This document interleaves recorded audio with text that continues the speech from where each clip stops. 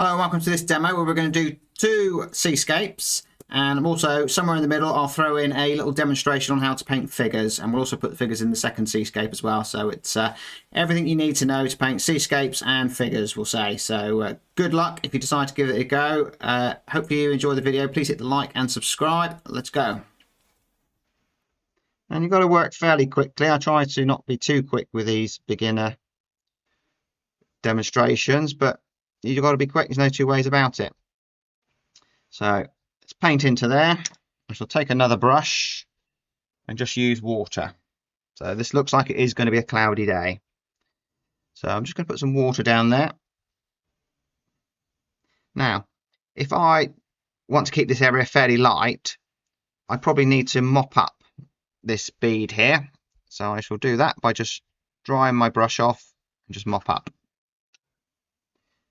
And then just manipulate that edge. A little bit of white there, that's showing through quite nicely. And while I've got this brush, I shall take some ultramarine blue, maybe a touch of red. So now slightly thicker paint, because I don't want to add any water to this now, because we'll end up with run backs and so on. Again, I can paint over that distant hill.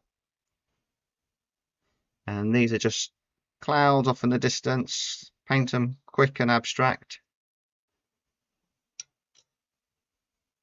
And I quite like to paint the sea wet into wet with the sky, because you don't get an edge. You don't know where the sky ends and the sea begins. So just pick up some of that grey. And just a bit of dry brush, that sparkle on the water there. And I remember that we want white paper for the light part of the sea. And before this dries, let's have a slightly darker cloud. And that's going to make us think that things are closer to us. So I added a bit of brown and blue there. And just a darker one in there. And maybe even just put it right up to that bit of white paper that got left behind, and then that will add contrast. And soft edges, because we're painting wet into wet. Right, what to do next? So let's just lift the paint off of there. That'll just help that dry up a little bit quicker. Might avoid using the hairdryer. So some blue for that really distant mass here. So you know yourself, when you look across the bay, anything a long way away tends to just look blue and light in tone. So that's what we'll do here. And a bit of sparkle maybe coming off, could be distant buildings and whatever else. And embrace things like this. When you're a beginner, even when you're not a beginner, when you've been painting for a long time, things in watercolour happen, and you've got two options. Leave it or mess about with it. I found over the years leaving it is better. Unless it's really horrendous, then you might have to cover it with something. So there we go. And this is damp the sky, so we're getting some soft edge in there. Now I added probably a little bit too much water in there, so that's why it's running up there. So let's just do that again, but more paint to water ratio. Let's see what happens. It stays the shape. So there's a little lesson for both of us, or all of us. If your mix is too watery, it'll just explode on the paper. So that's enough messing about for that distant mass. So we've got a couple of options here. We can paint the distant hill in here while this is still damp, and we'll get a soft edge, or we can do it on dry paper and get a hard edge. So a hard edge will make it look like it's closer to us, draw more attention to it, whereas a softer edge will perhaps create more atmosphere and make it look like it's further away. So I think we'll go for soft edge, but I'm going to learn from my mistake on there and not have it too watery, because I don't want it to explode up into the sky. So you can see there where the paper's dried, we've got a real hard edge. And as it comes down to here, the paper's slightly damp, so we're going to get a soft edge. And that's good, having a combination of hard and soft edges. And if you're a beginner, just keep it simple. Just paint things as silhouettes. Get used to the material. Don't try and paint all the little details of the rocks off in the distance. In actual fact, it'll look better. So there we go. So that's the distant part of it done. So probably a good idea to go back to a larger brush. Where you can, try and use a brush as big as possible. So take some burnt sienna. And again, there was leftover paint on there, so that's going to mix on there. So there's the dry bit of sand. Now if I want to create a dry brush effect, I perhaps just take some paint off here and then just use almost the side of the brush and just drag that across. And again, soft edge here creates distance.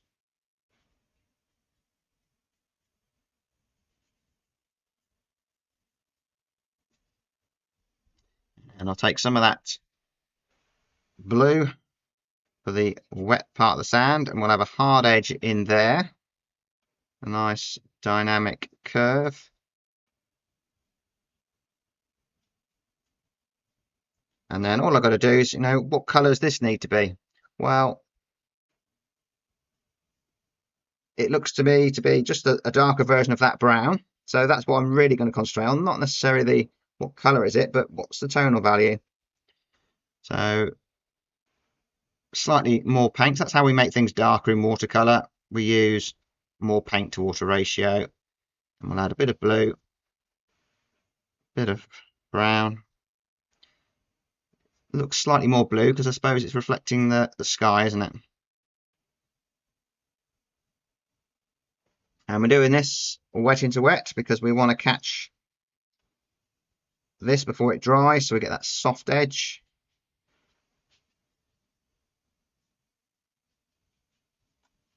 And that's why it's so important to use a brush that's big enough, because if you use brushes that are small, the paper just dries too quickly and you just don't get a chance to do what you need to do.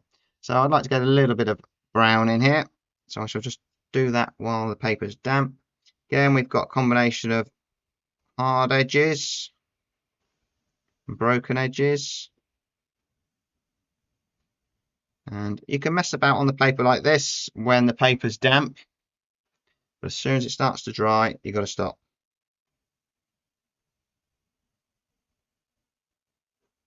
So more blue, and just always have in your mind less is more with watercolor, that you could just keep going and you don't make it any better.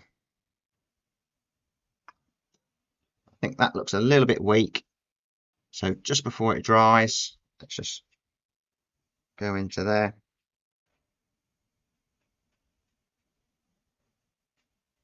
And stop playing about with it. So while that's drying, we can maybe just suggest a little bit of that detail on there. And I try and just do it quickly and just make less of that. Just put some water on there. And that's optional. Just a white paper would have been okay. Probably me just overdoing it a little bit. And then we've got, just as that wave is turning under there, again, an unnecessary detail really. Just depends on how detailed you want to make it. And how confident you are. If it looks good and you're not confident to perhaps do this part, don't do it. It will have a go maybe, but don't be too hard on yourself if it doesn't work. So dark edge in there. Because at some point, I suppose with watercolour, you just got to have a go, haven't you, and just try things. But I suppose that's why I've found these watercolour seascapes to be great. Just adding a little bit of blue in there because they're quick. Right, that's enough messing about. Obviously dropped. Sometimes on the metal part of your brush, you get a little droplet of water that drops off. And that's happened there. But rather than scrub at it here now, we'll dry it and then I'll just put some dry brush over it. So I'm quite happy to leave that. That almost looks like the sunlight hitting the water, so that's good. We'll leave that. Maybe I might put a bit of dry brush across there, but I think we'll probably need to get rid of that. So we're going to paint 1,000 pebbles all at once. And I had a comment actually from another one of our regular followers about, do I ever splatter? So let's have a go at splattering. I generally prefer dry brush, but I'm going to take a piece of paper. Let's put that over there because I don't want to splatter there. So let's just flick some splatter on. Half it's going over my computer. I suppose that's perhaps why I don't like doing it, or tend not to do it, because it goes everywhere. So there's pebbles and things. And I suppose I prefer the dry brush method because it's perhaps a little bit more controlled. But it can go either way. That looks quite good. So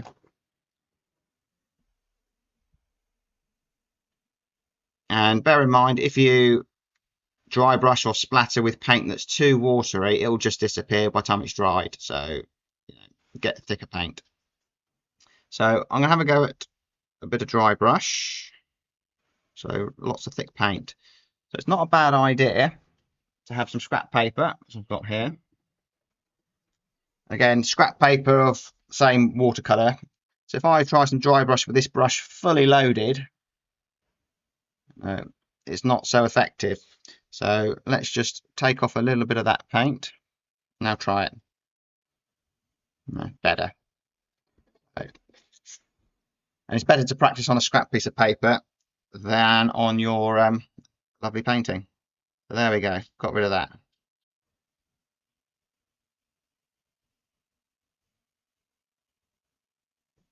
And there's a bit of dry brush, maybe too much on there. So let's splash a bit of water on, make a little bit less of it off in the distance. Because by putting water on it, I'm diluting it.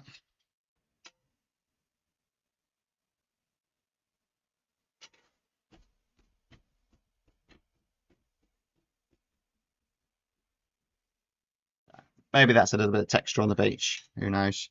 So I think on this one, as we've probably got time to do another quick, I'll do a very, very beginner seascape after this one, and we'll put the figures on that one. What I sometimes do, if you're not that confident in doing figures to start with, let's just put some seagulls on the beach. So let's zoom in.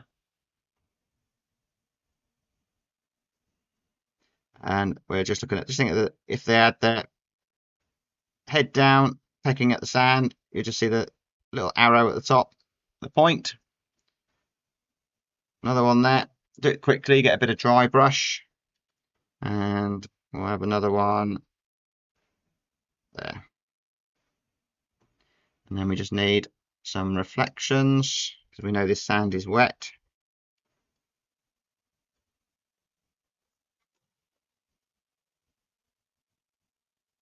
And you can put these on with figures as well. You can have figures, dogs, all sorts on the beach. And sometimes I'll either just scratch out a little highlight, and then we can put one in the sky. So this is a great way just to get familiar with watercolour. So, again, not enough paint.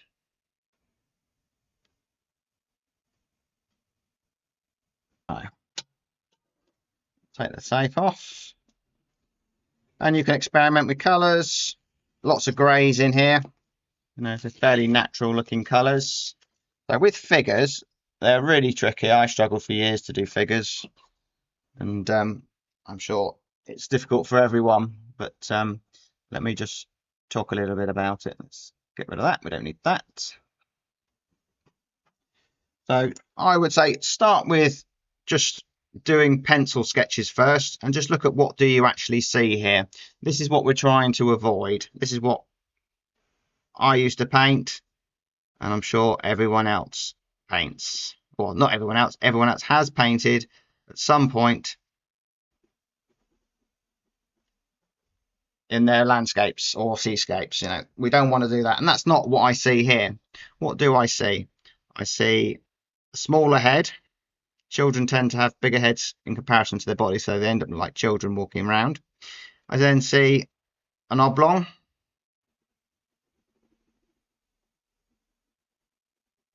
And she hasn't got her arms out waving around like this. You know, you could even add fingers on if you wanted to. But, you know, the arms are down by the side. You know, possibly that one's a stray arm.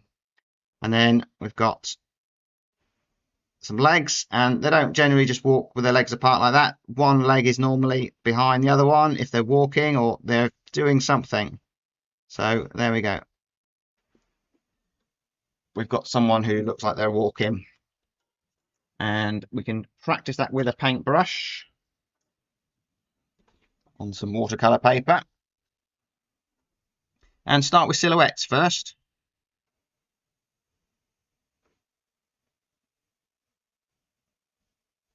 So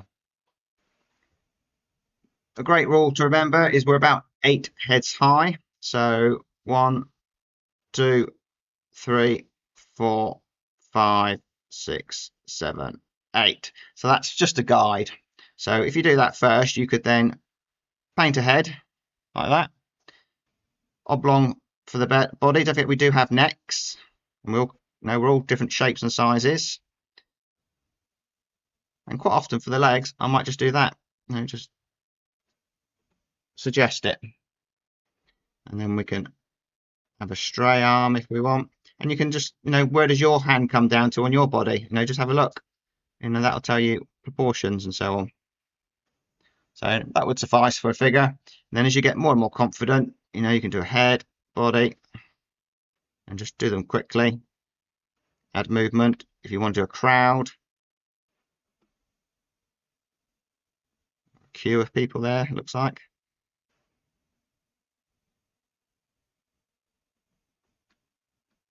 So let's have a look at these figures here, and we'll try and put some clothing on them, because I don't always want a silhouette.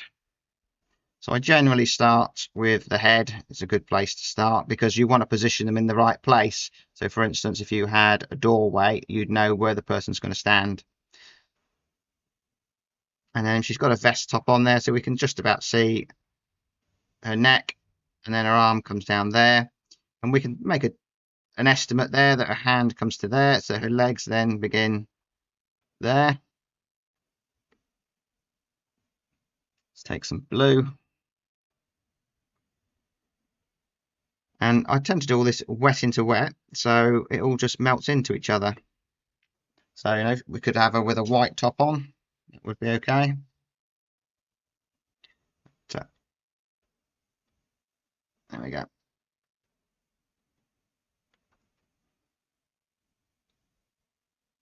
And we'll give her some hair.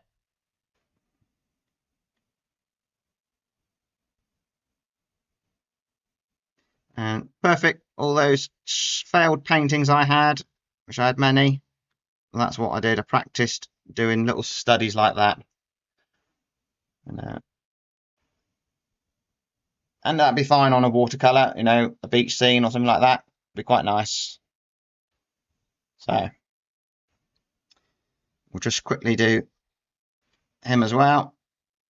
Let's go back in a bit. Sorry about that. A bit seasick. So he's got his head slightly forward and he's taller than her. So again, we can just estimate the arms, somewhere like that. Mix that grey up.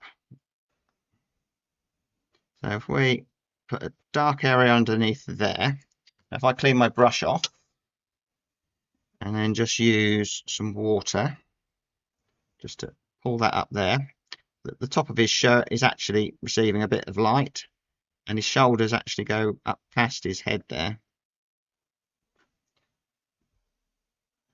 Just lift a little bit of paint off, give him some shorts.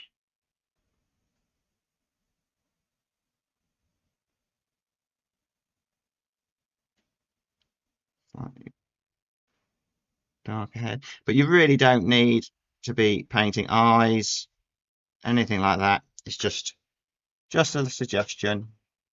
And obviously that lovely shadow there links them off there.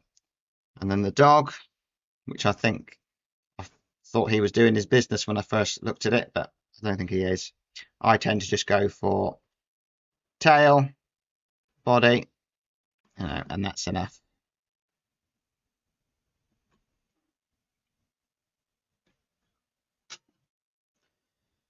So let's do a very, very basic seascape, and then we'll see if we can add some figures on there as well.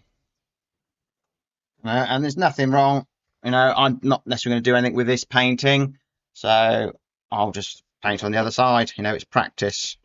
So no drawing, and I think that's quite a good learning exercise as well. Get confident with basically your drawing with the paintbrush. So let's go for a nice warm sky. Let's put some Lazine Crimson into that mix there and use these leftover wells to just come up with interesting greys. They're very watery. We're going to have a nice warm sky. Practice leaving bits of white paper behind. I suppose I'm doing it sweeping motions like that. Try that and mix that up as well. A bit more red in there. So I noticed on the previous painting, and I've said it before, it dried around the edges here and at the top very quickly. So I'm just going to go over that again to create that, keep it wet. Now let's go yellow ochre, nice and warmth as the sun has just disappeared over the horizon.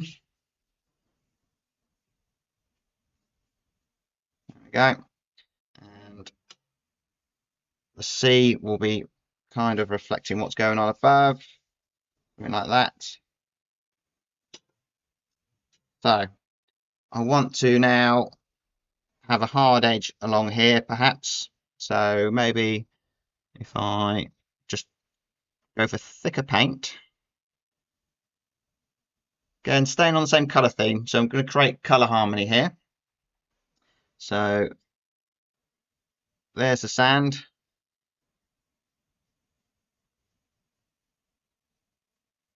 So where it's on dry paper here, we'll get a hard edge. But where it hits the damp paper, we'll get a soft edge.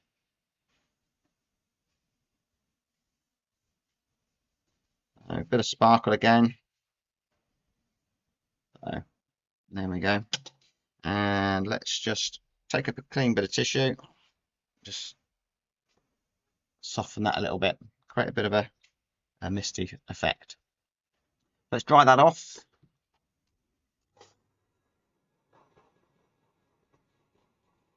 Go to a slightly smaller brush. We'll put in a distant landmass, so slightly thicker paint. So basically the reverse of what we just painted, really. There's a distant landmass. I grew up near the beach in Cornwall, so perhaps I'm thinking of... So if you've got this far in the video, you probably enjoy watercolour as much as I do, and I paint a lot of watercolours, and I've got a membership where I share all of these videos with the reference images intended for you to paint along with me and share your work on the members forum. So if you think that's for you, take a look in the link in the description and join me on the website. Tier 2 gives you access to all of it. And if you want to make something a little bit lighter in value, I take a clean bit of tissue, and I say clean because if I dabbed it with that tissue which has got paint all over it, I'll just put it all on there. So if I just dab that with a clean bit of tissue, it'll just send it back off into the distance there. So that's fine. Now for a distant mass of rocks or whatever, it's just an exercise. And then we could have slightly darker ones, you know, as it gets closer to us. Again, bear in mind with watercolour, quite often less is better.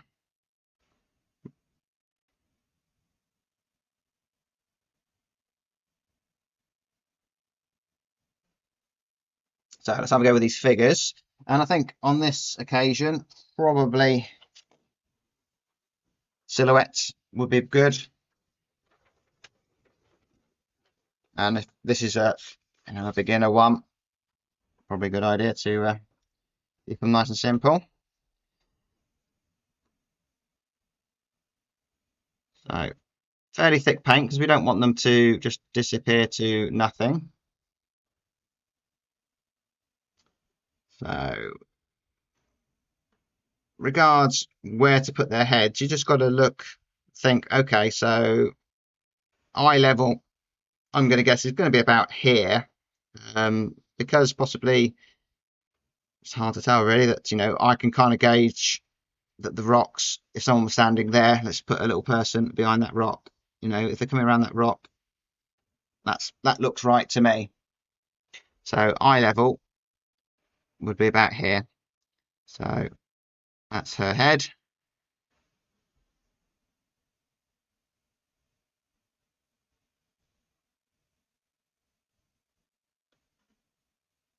Stray arm. Shorts. And I'm going to go for suggesting a bit of movement on those legs. And then he's a little bit taller. Let's put him on this side. So I'm actually, even though the reference I've got, it looks like they're coming towards us, well, they are coming towards us. On here, I'm changing it slightly so they're actually walking into the painting. I think it fits the story better. Nice, that's a couple of figures there. And then the dog. And we'll have a little bit of a shadow. It does anchor them to the ground. And we may even have a reflection in the wet sand. And this is not the shadows going off in different directions, as someone pointed out on a video once, that a reflection is different to a shadow. So there you go. Hopefully you enjoyed that. Please do hit the like and subscribe. Check out the links in the description and watch this video next if you enjoyed this one, because you're going to love this one.